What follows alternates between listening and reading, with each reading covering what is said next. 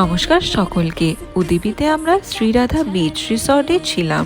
Per day charge ছিল 6500 rupees, কিন্তু 4 Times unlimited বাফে included ছিল।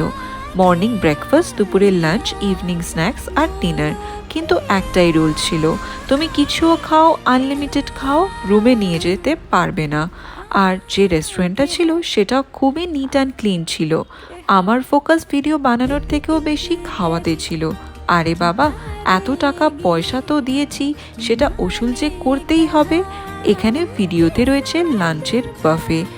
ব্রেকফাস্ট থেকে লাঞ্চে স্পেশালি লোকাল ফুডই ছিল। আপনি বেড়াতে যাবেন আর লোকাল খাবার খাবেন না, সেটা তো আনফেয়ার হয়, তাই না? ব্রেকফাস্টে ছিল বিভিন্ন ধরনের ডোসা, ইডলি, সাম্বার, নানান ধরনের ফ্রুট জুস, আলু পুরি, টি, কফি, আরও অনেক কিছু ছিল। লাঞ্চে রুটি, রাইস, সালাদ, স্যুপ, চিকেন